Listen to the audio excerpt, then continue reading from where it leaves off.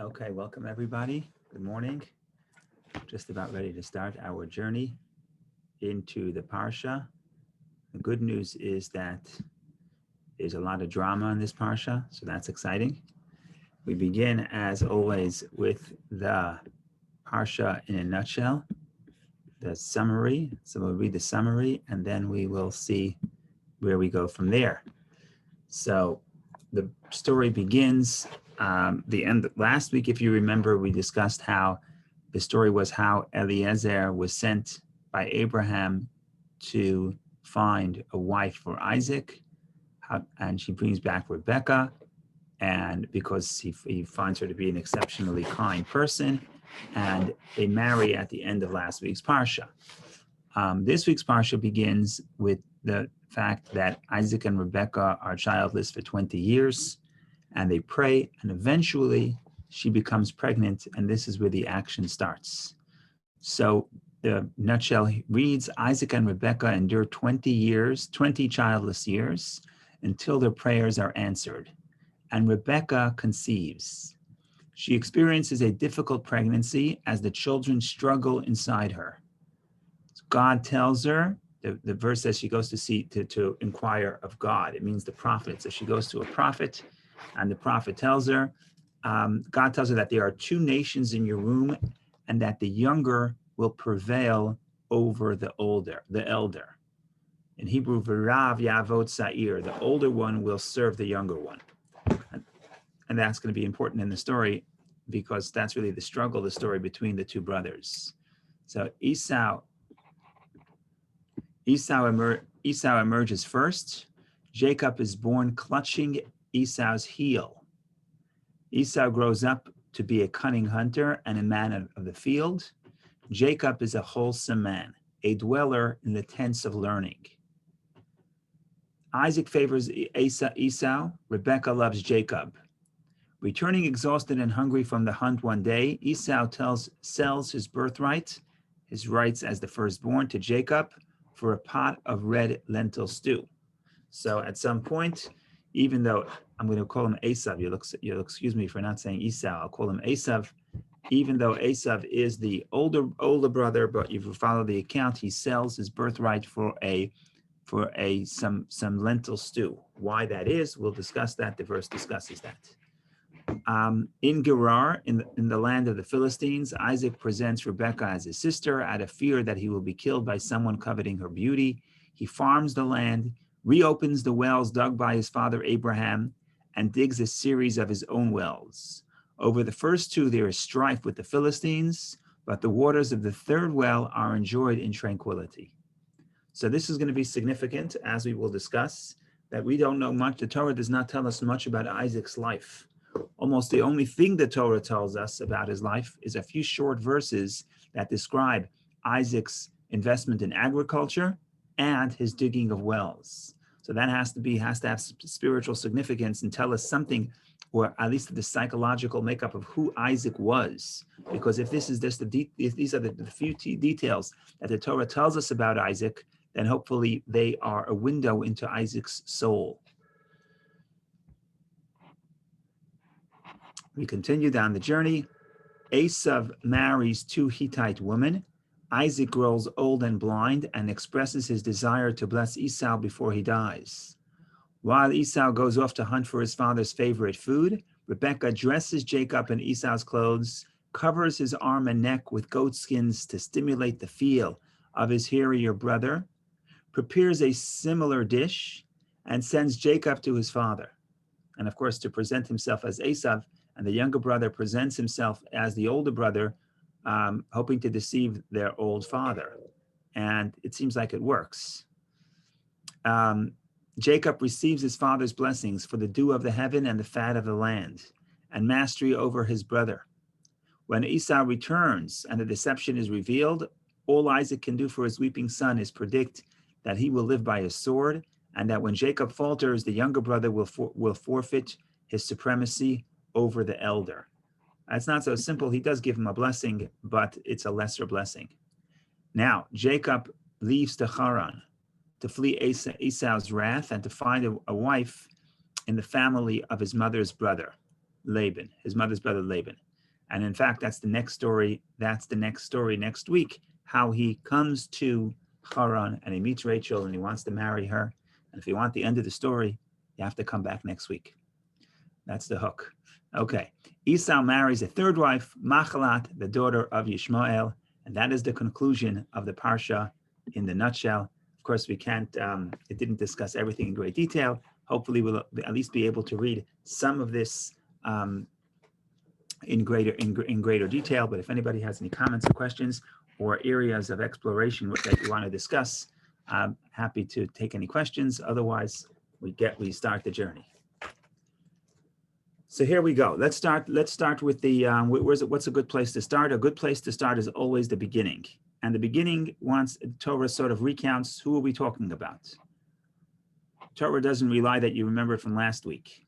So the question is, who are we talking about? So let's open up the Torah and see how the Torah reintroduces the characters. So I'm opening up, if you hear Genesis chapter 25, verse 19, the opening statement of this parsha. And the parsha begins, these are the generations of Isaac, the son of Abraham. Abraham begot Isaac.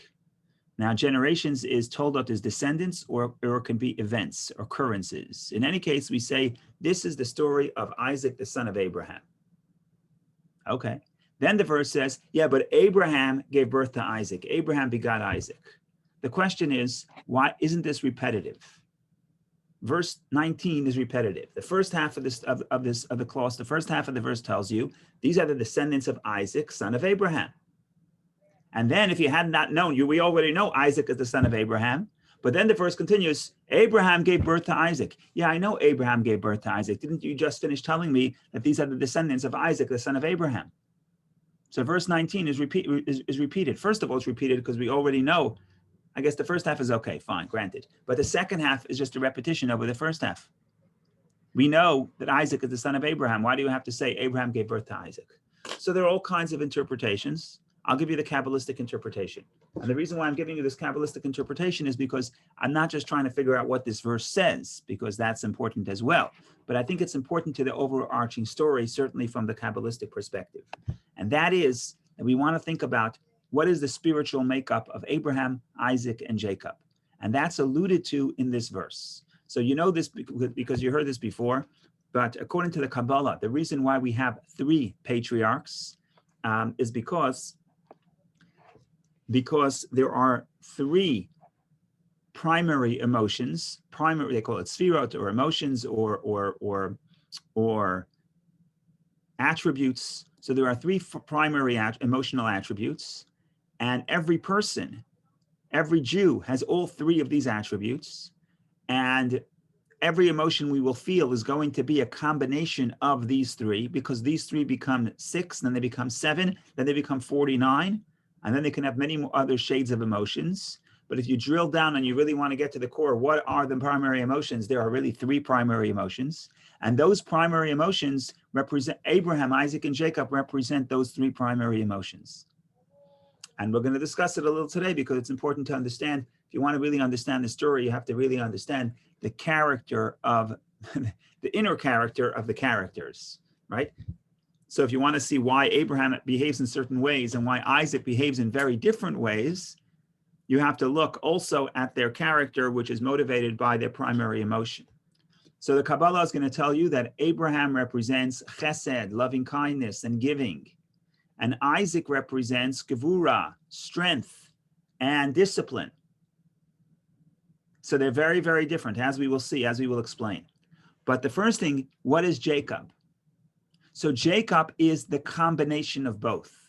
And according to the Kabbalah, the combination, if you have a integration between loving kindness and discipline, you end up with compassion. How is that? So let's discuss that for a minute.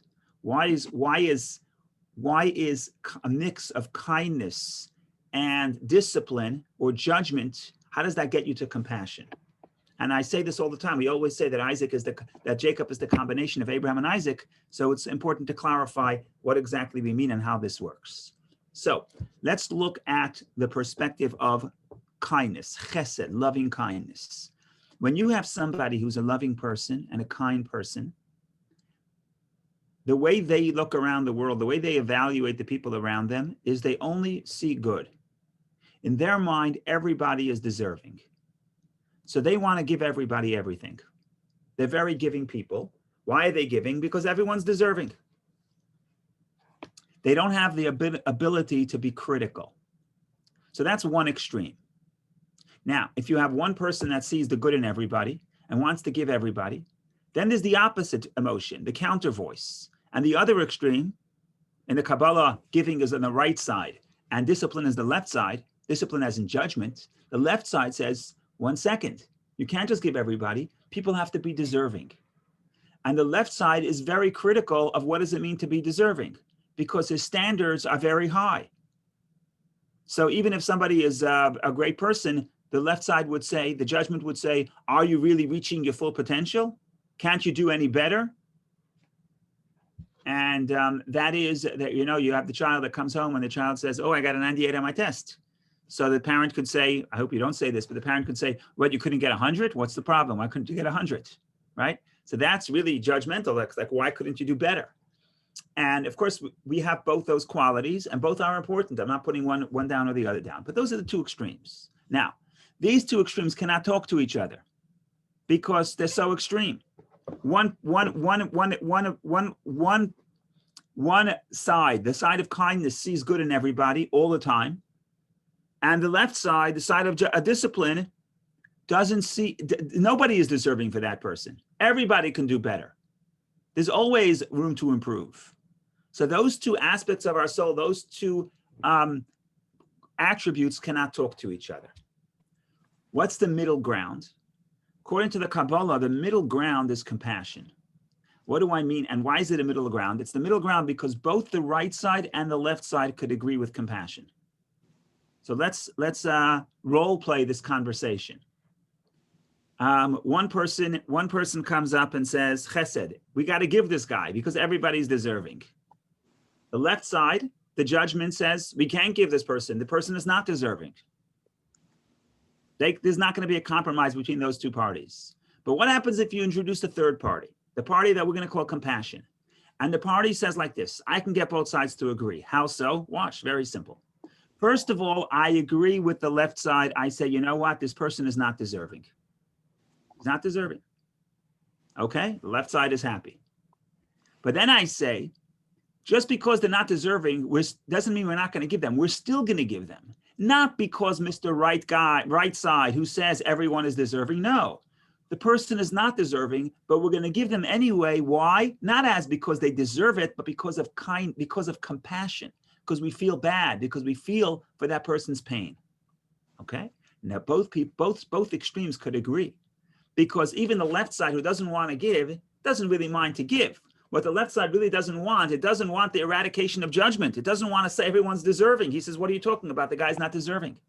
So somehow the third level, what we call tiferet, beauty, the reason why it's called beauty from the name of the third sephira, the name of the third attribute according to the Kabbalah is beauty. Why beauty? Because beauty from the perspective of the Kabbalah is fusion of colors.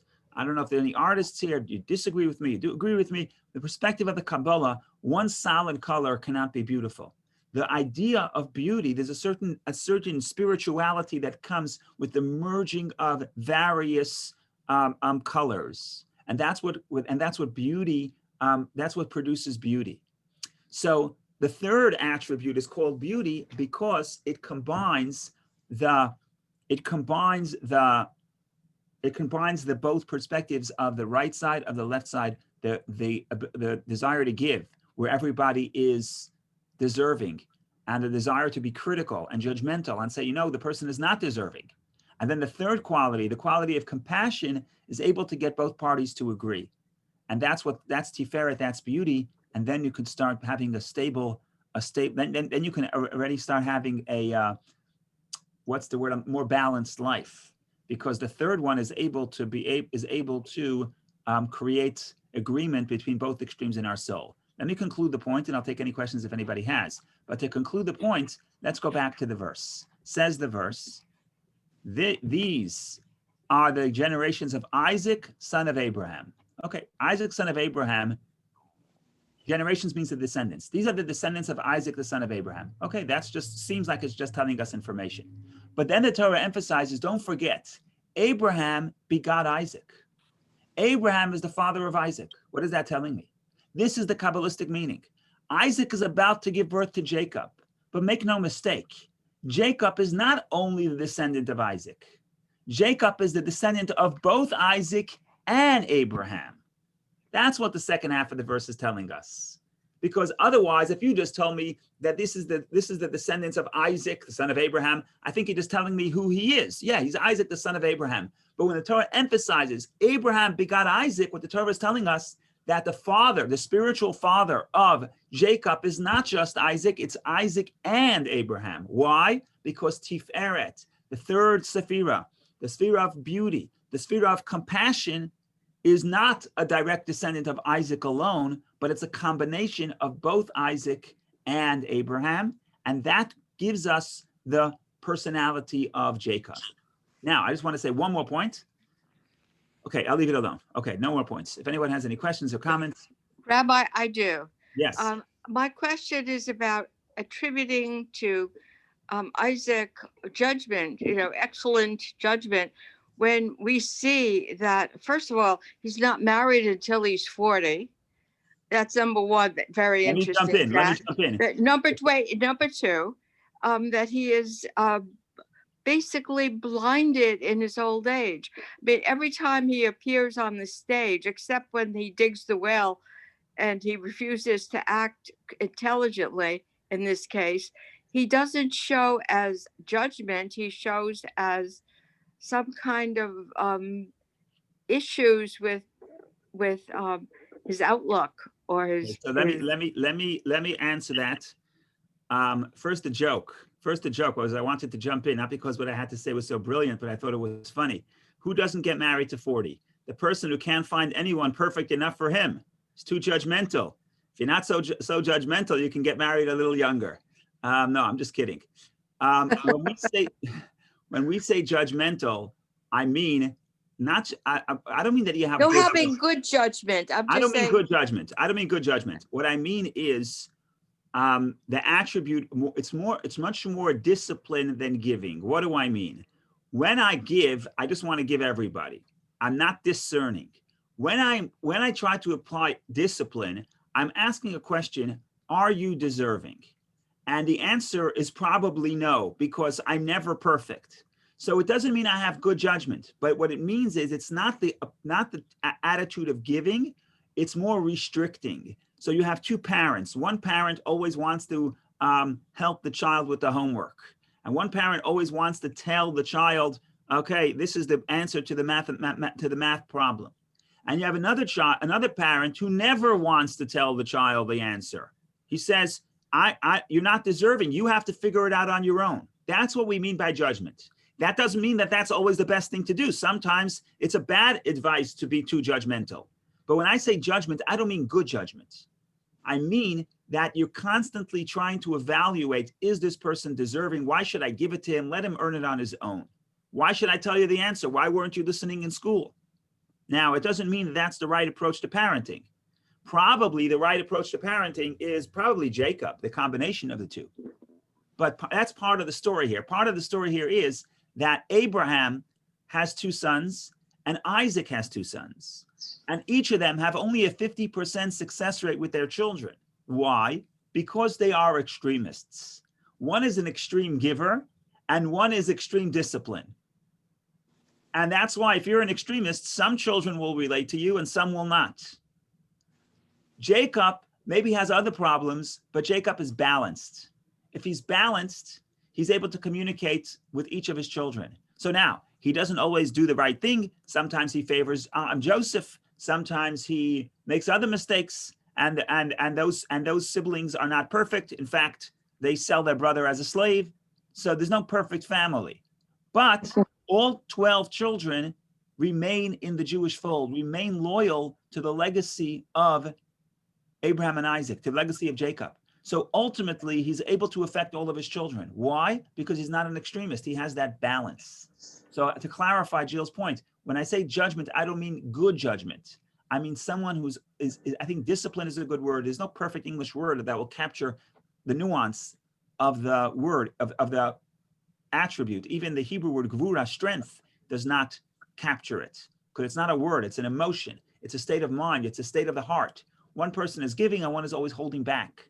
And that's what we mean by judgment. Holding back, I mean, I'm not going to give you unless I know you that you actually earned it to the full capacity. Rabbi? Yes. So I was gonna actually like type this in the chat or say it at the end just as a little trivia point, but it's more than trivia now. Now that we're talking about this, that red lentil stew, I know this from my daughter who's vegan, is considered one of the most complete foods. It has all the nutrients that a human body needs. Fascinating. And, I texted Juliet just now to confirm that I wasn't remembering this incorrectly, because she would always say to me, we have to get some red lentils because otherwise I'll be deficient. Right. And she said, yes, it's considered a complete. So it speaks to that, because it's not gold. He doesn't sell it for gold. He sells it for red lentils. Right? Yeah, but I would say I would attribute the lentil soup to Jacob. Jacob is making lentil soup. In fact, the Torah refers to Jacob as the complete man, ish tam. Right. Ish tam either is sincere or gullible or wholesome. It's a very interesting word. So this can be read as a wholesome person. And maybe his diet was wholesome too. Maybe the diet affects the person. Maybe that's the lesson. But I wanted to revoke that verse earlier, but I figured I'll take the questions first. When later it says Yaakov ish tam, Yaakov is a wholesome man. So it means, in this context, it means he wasn't gullible. Like he was gullible. He wasn't as cunning as Esav, at least by nature, until his mother influences him to become cunning. But the Kabbalistic interpretation, ish tam, wholesome means he's the third quality, and therefore he's not an extremist. He's a combination of both attributes of kindness and discipline. And because he has kindness and discipline, that's why he's wholesome. So when I say judgment, it's discipline, it's holding back, it's waiting for the person to earn what they receive. And that's all the package of what the Kabbalah refers to as the primary left sphera, the left attribute. And Jacob is the middle. Okay, Vicky, go ahead. Rabbi, I had a question about Esav. So if Rebecca and Isaac, if Abraham and Isaac is kindness and strength, and Jacob is compassion, where does it put Esav? So how come Esav, and what Kabbalah considers his primary attribute?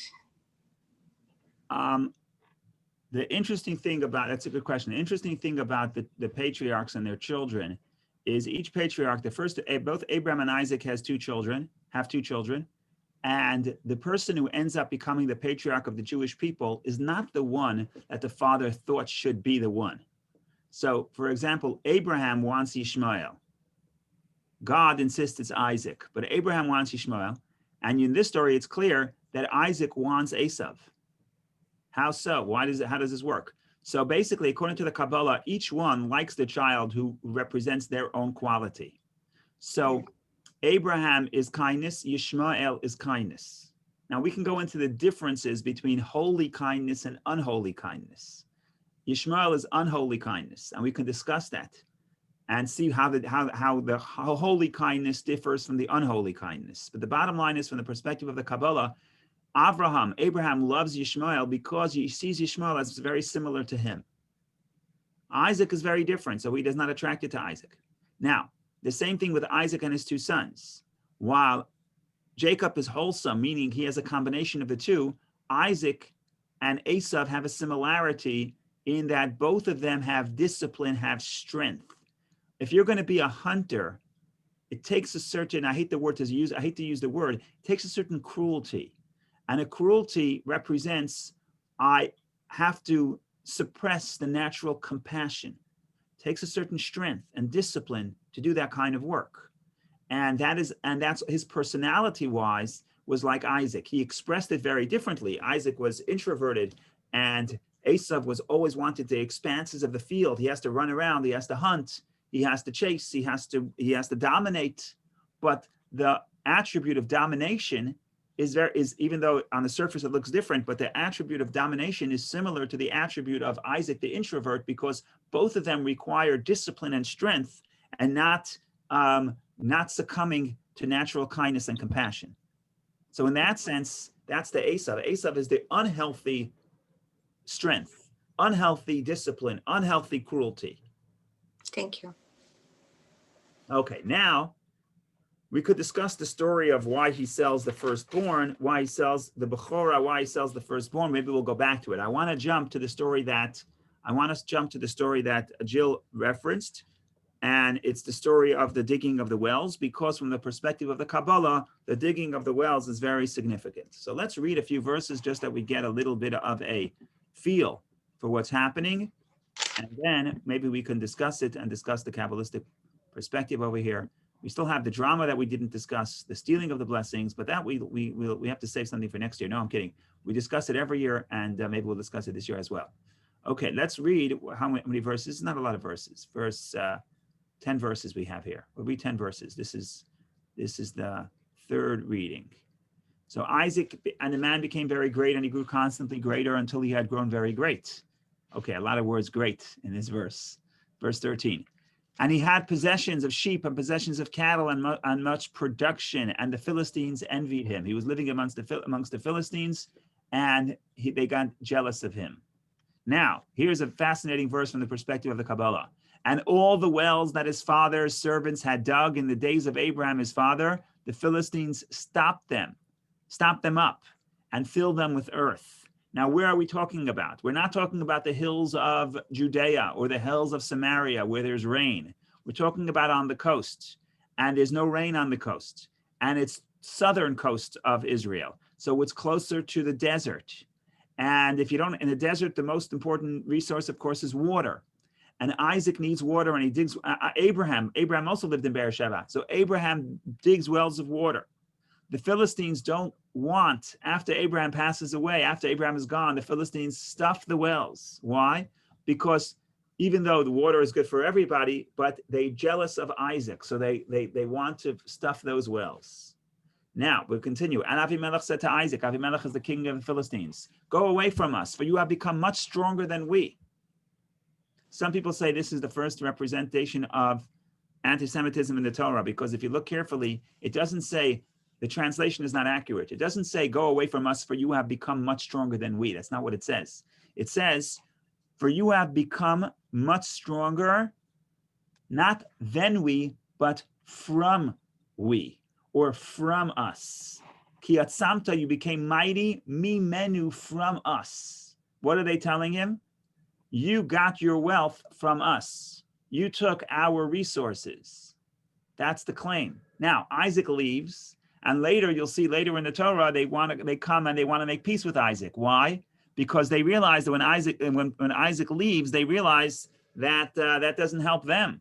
So then they realize that Isaac's wealth doesn't come from taking their resources, but Isaac's wealth comes either because he's a talented man or because he has the blessing from God, or both. But he's not taking away the blessings from the natives.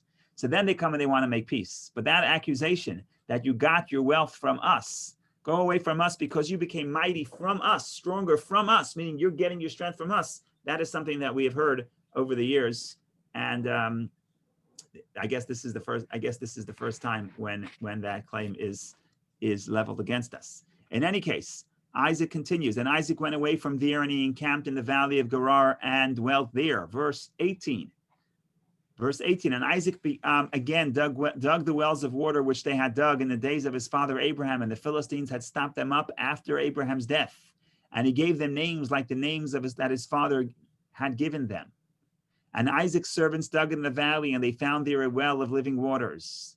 And the shepherds of Gerar quarreled with the Isaac shepherds, saying, the water is ours. So Isaac digs a well, and then the shepherds of Gerar show up and they say, it's our water, even though Isaac just dug it. So what does Isaac do? So he named the well Esek, because they had contended with him. Esek means like a dispute. So he names the well Dispute. And then they move on because Isaac doesn't want to fight. And they dug another well, and they quarreled about it also. And they named it Sitna. Sitna comes from the word hate. So there's a conflict. verse 22, and he moved away from there and he dug another well, and they did not quarrel over it. So we named it Rechovot. Rechovot means expanses. And he said, for now the Lord has made had made room for us, and we will be fruitful in the land. So we have a simple story. Apparently Abraham digs wells, but those wells don't last because the Philistines fill them up. And then Isaac digs wells, tries to redig the wells that his father dug. And initially, the first two are stuffed up by the Philistines. And then you have the last one, which is the third one. That's the one where there's no more disputes. And they name it Rechovot, which means expanses. There's enough room for everybody. And they live happily ever after. Okay, so that's a beautiful story. But why are we spending so many verses about the wells? And especially, like I said, Abraham, there's so many events in Abraham's life. In Isaac's life, there's precious little. The next page, it's already Isaac is old. He's about to die. He has to bless his children. So we don't really have information about Isaac's lifetime. So the wells, because there's there's precious little else about Isaac, the wells have to be indicative of who Isaac was. And this is, again, the Kabbalistic interpretation tying into what we said before. And once we finish with this, we'll go back to the drama. Enough with the Kabbalah.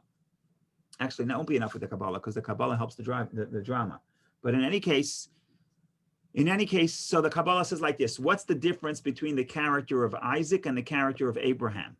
And Abraham is considered to be the one who is chesed, loving kindness, giving, and Isaac is discipline. Discipline. What's the difference?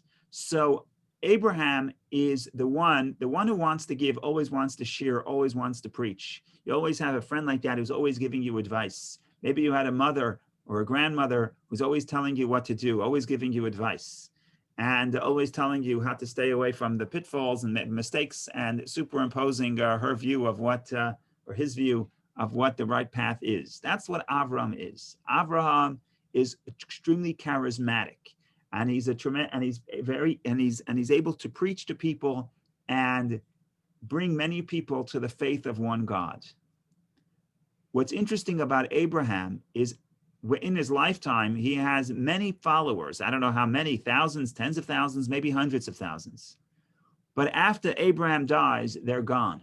We don't hear about them. Where did they go? The answer is they disappear. Why do they disappear? Because they weren't really transformed. They were just taken by the force of Abraham's personality and character and enthusiasm. But they themselves were not transformed. So that is alluded to in the verses, that the water that Abraham digs is then stuffed up after he dies. Because Abraham's water doesn't last. Why does Abraham's water not last? Because that is the what's the word I'm looking for? That's the shortcoming of the person who gives. When I give and I preach, then even if I influence people, they become dependent on this influence from the external person, from the giver. So the advantage is you have a very broad reach. Abraham infects many, many more people than Isaac. So the reach is much broader. But the disadvantage is that the influence is not so deep. It's only on the surface level. And therefore, for decades, they follow Abraham and they believe in the one God. But after Abraham dies, they sort of fizzle away. What is Isaac? Isaac is not the preacher. He's not giving you the answer to the problem. He helps you discover the answer on your own. What happens in that model, ultimately, you don't need the teacher, because the teacher taught you how to think on your own.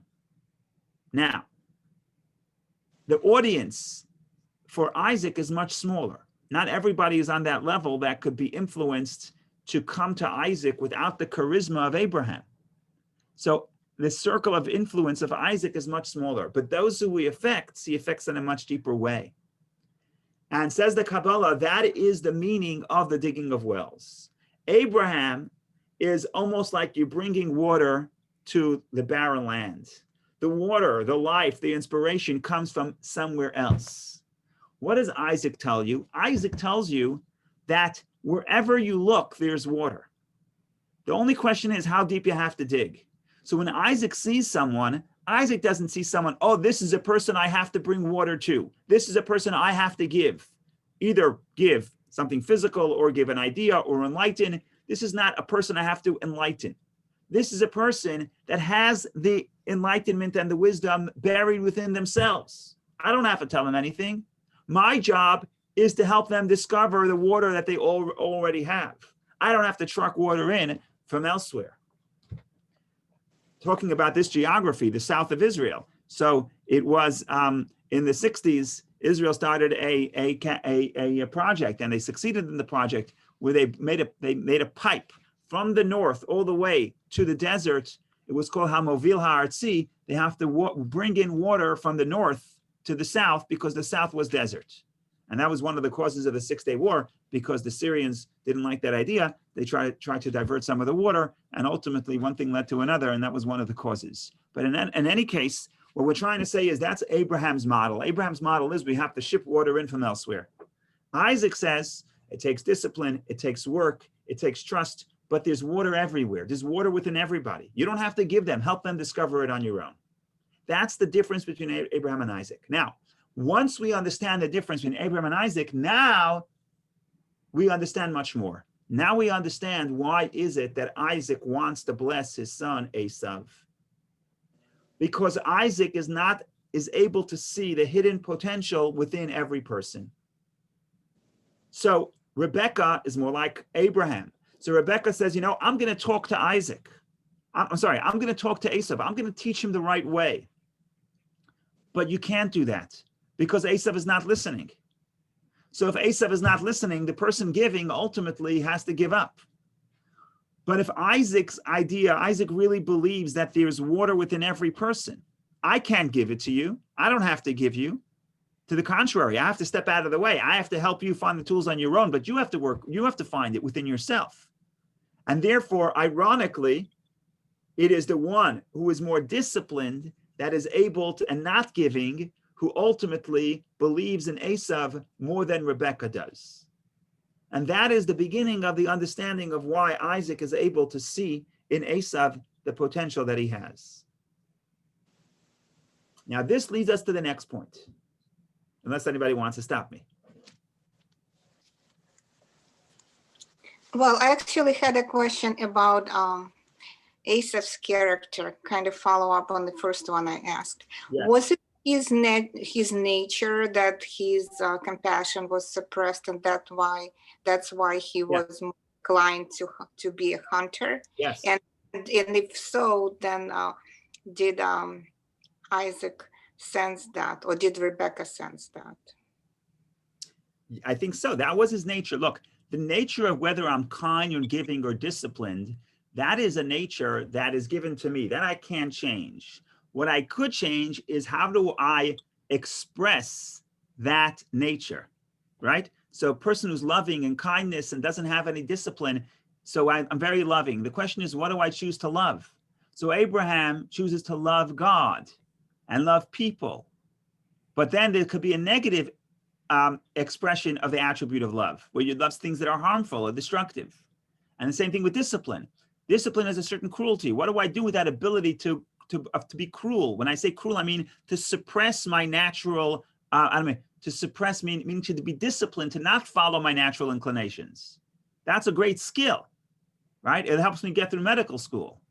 But on the other hand, that same quality could be used for positive or negative. So the quality, the makeup of your soul that you get, that's not in your control. You're not blamed, quote unquote, for that. The question becomes, how do I express and how do I use and channel that personality that I have? Okay, so I want to continue on this theme, but I don't want to just talk. I want to show you in the story how this develops within the story. So we know that where the story is heading. I'm just trying to buy time because it's a very difficult story to deal with. So I'm just trying to talk about other things. No, I'm kidding. We're moving closer to the story of the stealing of the blessings. And let's see what happens. So they make peace. Fine. Here we go. Chapter 27. Oh, it's interesting. Okay. Chapter 27. It came to pass when Isaac was old and his eyes were too dim to see, that he called Esav, his older son, and he said to him, my son, and he said to him, here I am. And he said, behold, now I have grown old. I do not know the day of my death. So Isaac is like, I got to get ready I have to prepare for dying. So what does he do? So now sharpen your implements, your sword, and take your bow and go forth to the field and hunt game for me. He says, I need to bless you. I'm about to die. What does the guy want on his deathbed? Is give me a good piece of steak. I'm about to die. I need steak. You ever had that? You go to the hospital and someone's about to die and he says, go to the restaurant and get me a good piece of steak. Well, that's what's happening here. Verse 4, and make for me tasty food as I like, and bring them to me, and I will eat, in order that my soul will bless you before I die. But Rebekah overheard when Isaac spoke to Esav his son, and Esav went to the field to hunt game to bring it. Rebekah said to Jacob her son, saying, behold, I have heard your father speaking to Esav your brother, saying, bring me game and make me tasty food, and I will eat it, and I will bless you before the Lord before my death. And now, my son, hearken to my voice, to what I am commanding you. Go now to the flock and take for me from there two choice kids, and I will make them tasty foods for your father as he likes, etc., etc. What's happening here is as follows. What's happening here is that Isaac has to bless his son, but he needs to eat something first. Not to the extent that when Rebekah wants Jacob to steal the blessing, she has to go make food, because the old man is not blessing his child before he gets food. Now, this is very strange for any parent. Imagine you call your child and say, I'm about to die. I want to bless you, but please, I can't bless you unless you go to the bagel store and buy me bagel and lox. And it's ridiculous, especially if you consider that we're talking here about Isaac. Isaac, of all the patriarchs, is the most spiritual. Why is he the most spiritual? We spoke about from the perspective of the Kabbalah. He's Gvura, he's strength. The perspective of the story, he is the one that at 37 years old is willing to be offered as a sacrifice to God in the binding of Isaac. Everyone thinks that it's everyone said we call it the test of Abraham. What about Isaac? Why isn't it a test for Isaac? Isaac is not a little child, like when you may picture a 4-year-old child or younger being sacrificed. Isaac is an adult. He's 37 years old, according to Rashi, that does the math and proves that he was not a child. So why isn't it a test for Isaac? The answer, say the Kabbalists, is because for Isaac, it's no test. Isaac wants to die. In other words, he's a spiritual person. He's totally happy to escape the confines of this world. So Isaac is the most spiritual. Here you have the most spiritual person, one of the patriarchs, says, I'm sorry, I can't bless my son unless you give me steak. So this is a problem. Now the answer is absolutely brilliant, because it tells you what Isaac is trying to do. It also tells you what I was saying before about the concept of seeing the good in everybody and how to direct that. So the commentaries say something very interesting. They say the key word is, sorry, I'm jumping back to the text. The key word here is v'ata sana. So now, sharpen your implements. Now the word sa, sharpen, is not the common word for sharpen. Literally, what sa means, the more common word for sa, is to lift up. Sa is kitisa, when you will lift up. In the Torah, naso, lift up. The word sa means to lift up. Even in modern Hebrew, masa is a weight, is something that has to be lifted, is a masa. So sa means to lift up. In this case, sa, Rashi translates it as sharpen. Let's see where Rashi gets it from. We have Chabad.org, so we can actually figure it out right here. Sana. Rashi says, sana, an expression of sharpening, as we learned in the Mishnah. We may not sharpen a knife on a whetstone, but we may sharpen it, masia, against another one. So Rashi goes to the Mishnah, and the Mishnah talks about, are you allowed to sharpen a knife on Shabbat? And it uses the term masia for sharpen. But what's beautiful about this is, if Rashi cannot find another example in all of Scripture where the term sa means sharpen, Rashi has to go to the Mishnah, which is written 1,000 years later, to find the root sa as sharpen. So what does that tell you? That the literal interpretation of sa, the more common interpretation, is lift up. So what is Isaac telling his son? So what he's telling his son is like this: lift up your implements, your sword, and take your bow and go forth to the field and hunt game for me. He wants to bless his son, but his son is not deserving. And he's not Abraham who sees the good in everybody. My son is not deserving. So what do I do? So what I have to do, I can't tell him, I can't preach. I can't tell him, go study until you know the whole Talmud by heart and you're deserving of blessing, like you be like your brother Jacob. You can't say that. What does he say? Again, the model of the gevura, the model of the strength is you, of a disciplined person, disciplined parent, is you have to help that other person find the goodness within themselves. So what does he say? He says, you have certain skills. You're a good hunter. And regardless if it's a career for a good Jewish boy, maybe it isn't, but you have that skill. Now, what Isaac is telling his son is he's showing him how you can use that skill for something good. He says, look, you take your set of skills, but use it not for the advancement of your own ego, not for the advancement of your own dominance, but use it to help your old father. And Isaac knows that if a person does that, if he uses their skill for something good, directs their skill, channels their skill for something good, ultimately that will bring a certain degree of satisfaction to Esav. And Esav will feel good because he's using his qualities not for dominance, but actually to help other people, help his father. And Isaac is hoping that will transform Esav, and that will actually make Esav worthy of the blessing. So now everything starts fitting. Why does he bless Esav, not Jacob? Because Esav maybe needs the blessing more. Because again, the other side of being judgmental, and again, judgmental is not the perfect word, but the other side of being judgmental and asking, do you deserve this? It looks like I'm being very critical, but there actually is a positive quality. The positive quality is that I actually believe that everybody is able to earn, and therefore I expect you to earn, right? If I say, oh, everyone got 100 on the test, everyone gets the check, what does that mean? It means you don't really have expectation that person could transform. So the person, ironically, the person who's being more judgmental is actually the person who actually believes in your abilities more. So it's no surprise then that the person who's more judgmental, actually, it's counterintuitive, but the person who's more judgmental is able to see the potential in every person and expect that potential to come to fruition and try to teach the person how to reach their potential. And in this case, he's saying, lift up your sword, lift up your bow. What does lift up your bow mean? Don't trade it in for another career. You won't be successful. If this is your career, this is your path, use your talents, use your personality, but use it for a higher purpose. And if you use it for a higher purpose, you then will become worthy of the blessing. And that is again how the character of Isaac and Jacob informs how they see the world and the choices they want to make. And of course, the lesson is a fascinating lesson in education, right? It's just mind-boggling what the Torah is telling you here. It's telling you here that whatever your child is doing, whatever personality your child has, if your child is being if your child is being destructive in any form or way, you cannot tell them not to do that. What you have to do is you have to find for them a positive outlet for their talents. And when you do, they're going to become addicted to that positive feeling. So that's what he's saying here. He's saying the attribute of being a hunter, which is less than ideal from the perspective of the spiritual seeker, even that could be used for a transcendent purpose and not for a dominant and selfish purpose. So for me, I think this is absolutely unbelievable.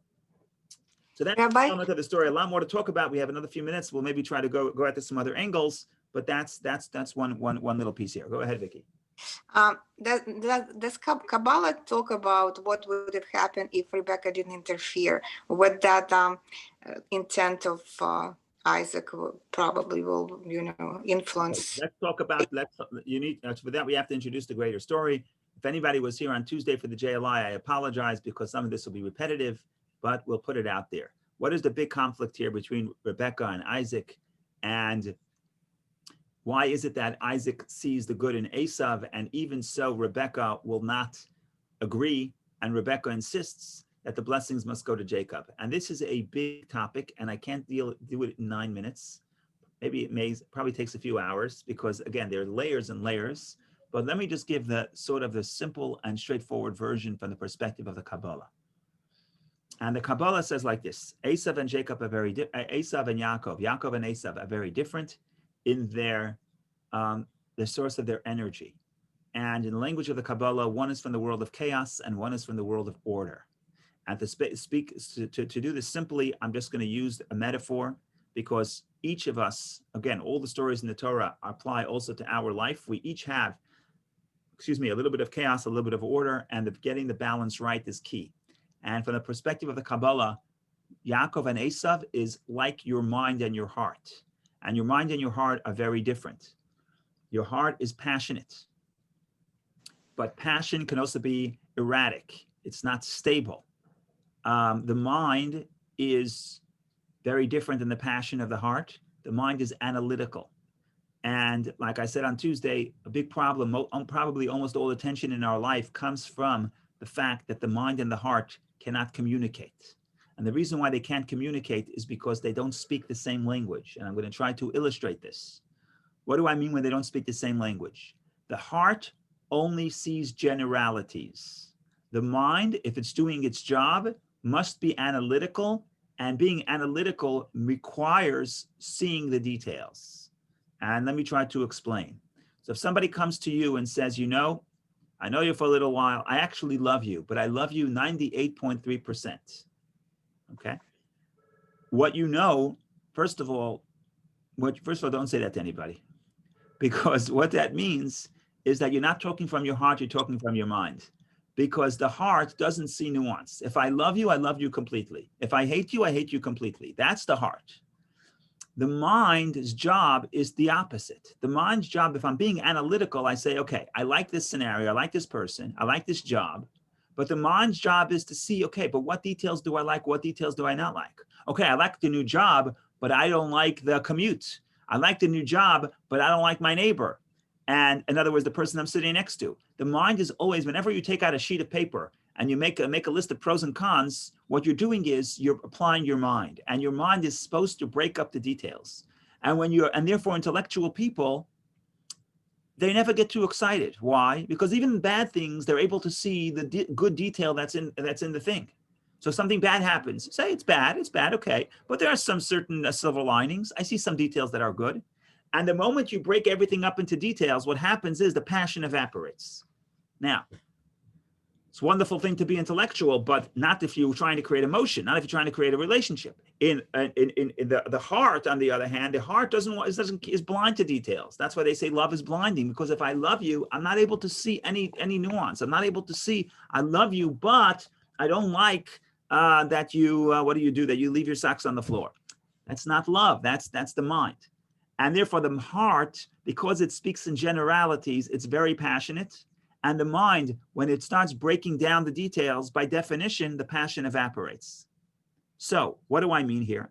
The question is, some people are more intellectual, some are more emotional. But in the primary energy in the world, from the perspective of the Kabbalah, first you have the energy of the heart. We'll call it the world of chaos. And then you have the world of order.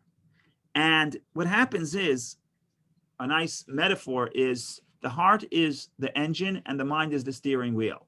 So now, if you go and you buy yourself a nice car that can go from, what do the cars do? Go from 0 to 70 miles per hour in 0.3 of a second. You have a very powerful engine.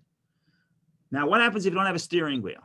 So it's a very passionate car. It's got a lot of energy. But if you don't have a steering wheel, what's going to happen is inevitably you're going to smash into the wall. On the other hand, you have a car that has a wonderful steering wheel, but it's got no engine. So you know where to go. You direct your engine in the right direction, but you can't get anywhere because you don't have the energy. So ultimately, we understand that the mind and the heart have to work together, and somehow or another, the mind has to direct the heart where to apply its energy.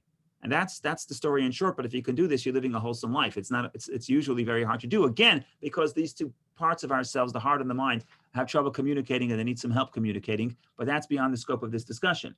What we're saying here is, in some sense, Esav is the chaos and Jacob is the order. Esav is the heart and Jacob is the mind. Now the question is, who should lead? And Isaac sees the power and the potential, the positive potential in Esav. And in some sense, Isaac is right that if you want to survive in this world, you're going to need the passion of Esav. What Isaac doesn't understand, because he's so spiritual, he's not able to see he sees the good in Esav, he sees Esav's potential, but he doesn't see Esav in practice. He doesn't see Esav in the practical sense. And therefore, he doesn't see that Esav is self-destructing. And Rebecca understands that, of course, we need the energy of Esav, but the person who has to actually lead the family, the person who has to actually direct the lifestyle of this family has to be Tikkun, has to be order, has to be Jacob, who's far less passionate, but also far more organized and orderly. And that's, in short, the story and the conflict between the parents and the conflict between the children. Ultimately, according to the Kabbalah, we're going to have a merging of Isaac and Esav. And it's a funny story, but it happens in 2 portions from now. It's a very funny story, but the story is that when they meet up, the brothers meet up and they hug and they reunite. And from the perspective of the Kabbalah, this is an unbelievable moment, because the parting of the energies of chaos and order happened before the world was created in some spiritual world. And the chaos and order separates, and they don't meet up until Isaac and Esav, till Jacob and Esav embrace in 2 portions from now. And it's a beautiful moment. And Esav tells his brother Jacob, why don't we move together? Why don't you come with me to Mount Seir, where I live, right outside of Israel in the south of Jordan? And Jacob says, I'm going to come, but I walk slowly. I have a lot of kids. It takes me time to travel, so I'm going to come soon. So Esav says, okay, I'm going, come soon. So the rabbis say, 1 second, Jacob never came in his lifetime. How come Jacob didn't come? So the answer is because when Jacob said he's going to come soon, he means not now. He means in the future, in the coming of Mashiach. And they evoke they quote the verse in Isaiah that when Mashiach comes, actually it's not Isaiah, it's Ovadia. When Mashiach comes, the descendant people will go from Mount Zion and they'll go to Mount Seir, which is the home of Esav, and then the kingdom will be to God. We actually evoke those words in the prayer every day for the Yishtabach prayer. What we're saying here is like this. The end of days, perfection of the world will only come when the energy, the chaos, the passion of Esav will be channeled by Jacob. It didn't happen in that generation. It didn't happen for 3,000 years, but ultimately it's going to happen, and that's when the world reaches perfection. And just, we don't have time to elaborate, but really materialism and spirituality really could be divided as Isaac and Jacob. Whereas materialism has a lot more passion than spirituality. If a person has a desire for negativity or a desire for something physical, typically that desire is much stronger than the desire to transcend, more passionate. Why? Because the desire to transcend comes from the mind, and the desire for something physical comes from the heart. And we just finished demonstrating that the heart is from the world of chaos, and therefore the heart has much more power, much more energy. Now, eventually what's supposed to happen is that the mind directs the heart, and then some of the energy of the heart spills over to the mind and gets the mind excited. So if you have the concept of the animal soul and the godly soul, the animal soul has much more passion. It comes from the world of chaos. And if you give it the steering wheel, it's going to self-destruct. So you have to give a steering wheel to the godly soul. On the other hand, when the godly soul directs the animal soul, the passion of the animal soul has to infect the godly soul, so that the godly soul's love to God will also be much more passionate than it was on its own. So at the end of the day, what we're seeking to do is create harmony between the brothers. And that's what we've been doing for 3,000 years. And that's what we continue to do until the world reaches perfection. But that's what we do in our life. In our life, we have the physical and the spiritual. And the physical, the source of the physical is much higher. It's rooted in the world of chaos. But the spiritual has to direct the physical. And when we do so, we have what the Kabbalah calls, we have the light of chaos in the vessels of order, and that's where we have a good life. So there's a lot more to talk about. Maybe we'll discuss some of this tomorrow at 10 o'clock. Maybe a lot more to talk about, but this is a nutshell, the story in short, just to wet the tongue. God willing, we'll meet up in good health, and we will come back next year and elaborate. So God will give us many years of good life, long life, so we could continue studying the Torah. Amen.